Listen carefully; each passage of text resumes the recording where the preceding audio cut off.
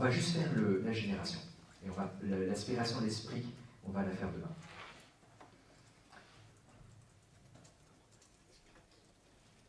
La première procession, elle est génération.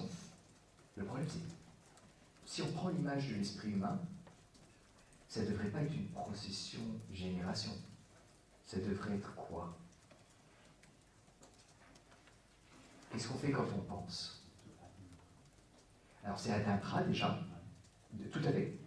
Donc, premier point, il faut purifier le mot génération.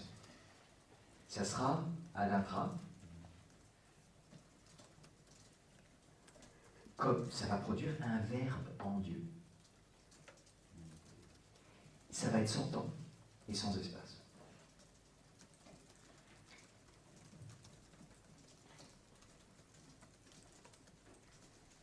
Il n'y a jamais de moment où le Fils n'a pas été.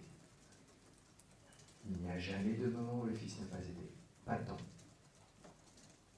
Comme la lumière. On sait que c'est pas vrai.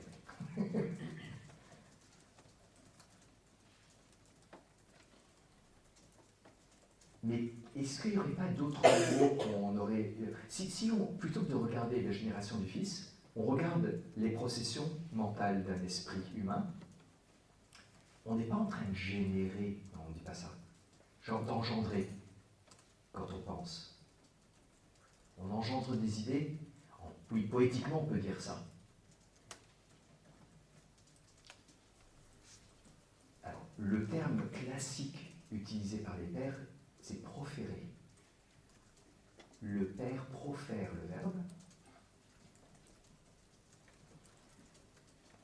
mais Thomas veut récupérer le mot génération. Il veut prouver que le mot génération, ça marche. Que c'est la même chose ou presque la même chose. Alors, oui, quand on engendre un enfant, ça s'appelle quoi? On enfante, mais avant même d'enfanter, on conçoit. Mais conçoit, c'est le même mot que concept.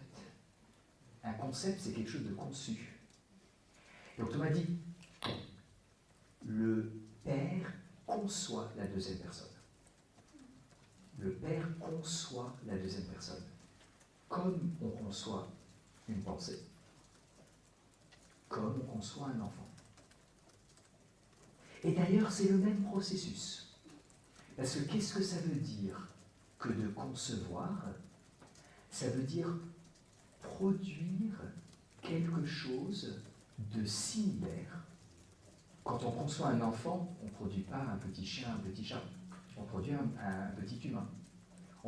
Et même, ça, il ressemble, oh, il y a les yeux de papa, les trucs de... Donc, on conçoit quelque chose de similaire, mais qui est quand même autre. Mais qui est tellement similaire qu'il est de la même nature. Jamais on peut concevoir un enfant d'une autre nature que soi. Donc, dit Thomas, cette image marche.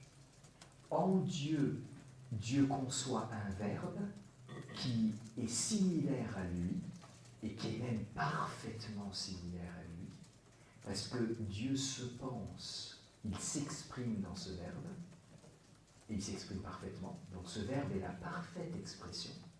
Il n'a pas simplement les yeux c'est les yeux de papa, il a tout de papa, donc tout du père.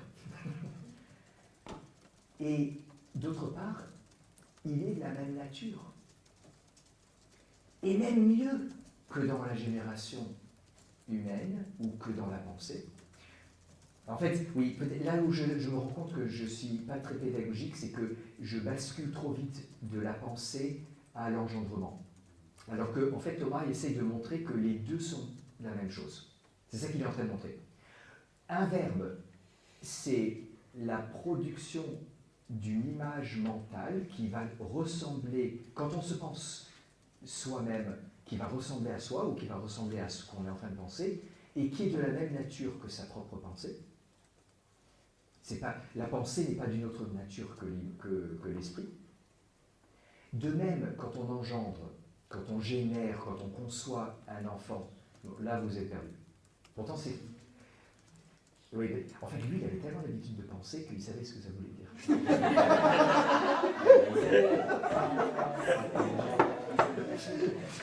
Non.